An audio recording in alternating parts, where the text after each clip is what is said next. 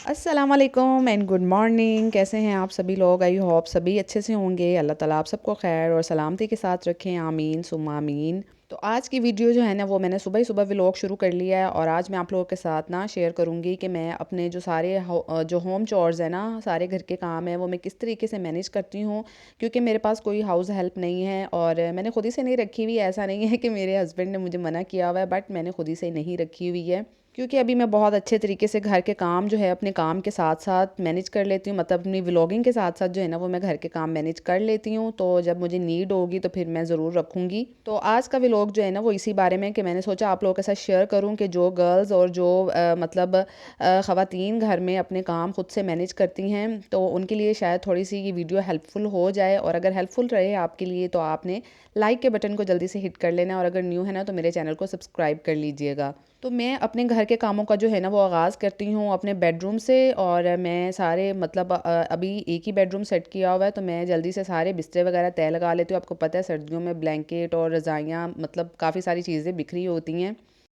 या मेरी कोशिश होती है कि ना मैं सारी चीज़ें जो ऊपर ऊपर पड़ी होती है ना सारी वो पहले मैं अच्छे से उठा लूँ, बेड को झाड़ लूँ, ताकि बेड के ऊपर अगर कुछ ऐसी चीज़ें बिखरी हुई हैं या मतलब टेबल पे बच्चे अक्सर खा के रैपर्स रख देते हैं, एक्स्ट्रा कागज़ रख देते हैं, तो वो चीज़ें सारी मैं पहले से ही साफ़ कर लेती हूँ ताकि जब मैं एक दफ़ा ही पूरे घर में झाड़ू लगाऊँ ना तो सारा घर अच्छे से क्लीन हो जाए। ये चीज़ मेरे लिए ना काफ़ी आसान रहती है। इससे ऐसा होता है कि एक दफ़ा झाड़ू लगी और पूरा घर अच्छे से नीट हो जाता है। मैं किचन में भी ना साथ ही साथ झाड़ू लगा लेती हूँ और फिर ऐसा नहीं होता कि बेडशीट या ड्रेसिंग टेबल या कुछ उसके ऊपर ऐसा कुछ गंद वगैरह पड़ा हुआ है कि वो नीचे गिरे और दोबारा से फर्श जो है ना वो गंदा हो जाए।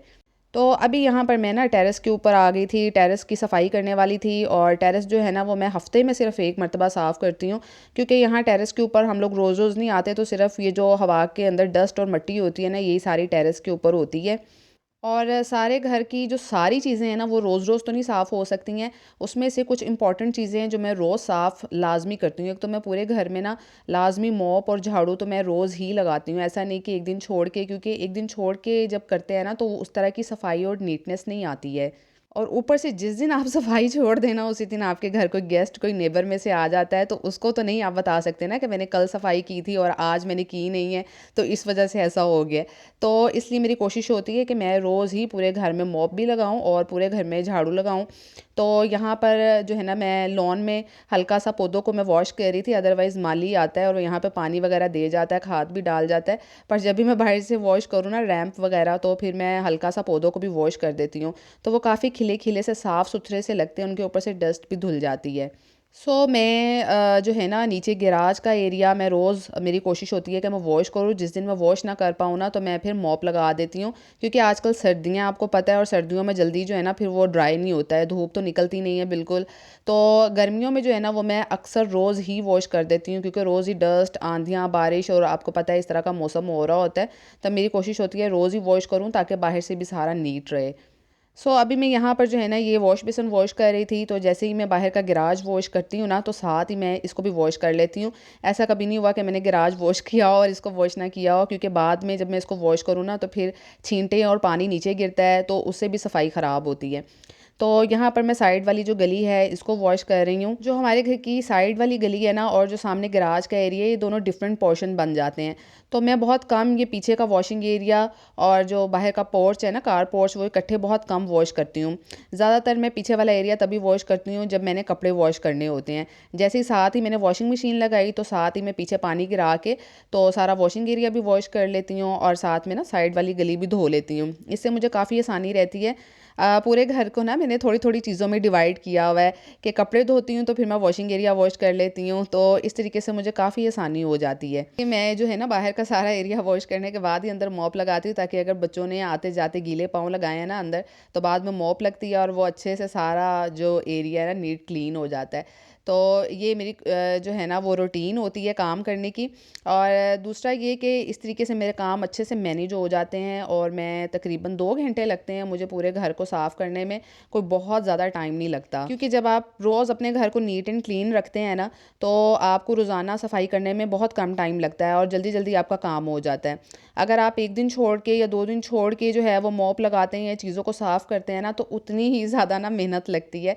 ज़ाहिर बात है आपको उतनी ज़्यादा डस्टिंग डस्टिंग करनी पड़ती है, उतनी ज़्यादा जो है ना वो निशान लग जाते हैं पूरे फ़र्श पे, और मॉप भी आपको फिर ना घिस घिस के अच्छे से लगाना पड़ता है। और अभी मैं यहाँ पे वॉशिंग मशीन लगाने के लिए आ गई थी, और मैं ऑटोमेटिक वॉशिंग मशीन है ना, तो मैं सिर्फ 2 दिनों बाद एक दफ़ा लगा लेती हूँ। पहले पहले मैं क्या करती थी, मैं रोज़ ही वॉशिंग मशीन लगा लेती थी, रोज़ ही जो कपड़े होते थे ना वॉशिंग मशीन में डाल देती थी। इससे क्या होता था, कपड़े सिमटने पे नहीं आते थे, रोज़ वॉश हुए रोज़ ड्राई हुए तो वो सोफ़े पे ही पड़े रहते थे। अब जो है मैं 2 दिनों के बाद लगाती हूँ और फिर मैं साथ ही सारे कपड़े समेट लेती हूँ। इस तरीके से मुझे काफ़ी आसानी रहती है। और जब मेरे पास ये वाली वॉशिंग मशीन नहीं थी ना, दूसरी मैनुअल वाली थी, तो मैं 3 दिनों के बाद लाजमी कपड़े धो लेती थी, क्योंकि वो फिर 3 दिनों से ज़्यादा अगर मैं जाती थी तो वो बहुत ज़्यादा कपड़े हो जाते हैं। ये मेरी रूटीन होती है काम को मैनेज करने के लिए, और बड़े अच्छे तरीके से जो है ना वो काम इजीली मैनेज हो जाता है। जैसे जैसे मैं काम कर रही होती हूँ, पीछे मैं कपड़े वॉशिंग मशीन में डाल जाती हूँ, और जब वो धो लेती है कपड़े वॉशिंग मशीन, तो मैं आके आराम से फैला लेती हूँ। तो इसलिए जो है ना वो काफ़ी इजीली। और दूसरा जो है मैं आपको बताऊँ कि मोटिवेट आप किस तरह रहें घर के कामों के लिए, कि आपको मोटिवेशन मतलब आती रहे और आप जो है ना भाग भाग के घर के काम करें।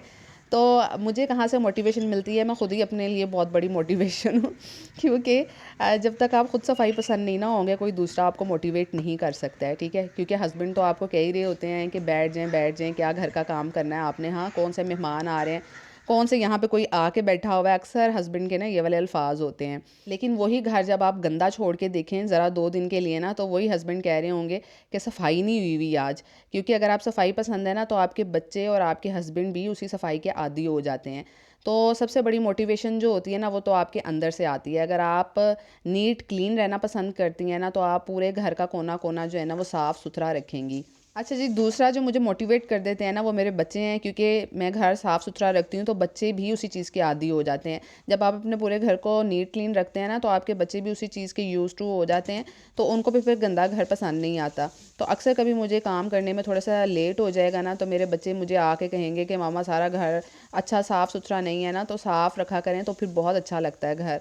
तो अगेन वही कि आप जिस तरह की आदत डालेंगे ना अपने घर वालों को, तो उसी तरह की आदत डल जाती है। और साफ़ सुथरे घर में जब साफ़ घर करके बैठो ना, तो एक अजीब सा सुकून और एक अजीब सी खुशी महसूस हो रही होती है।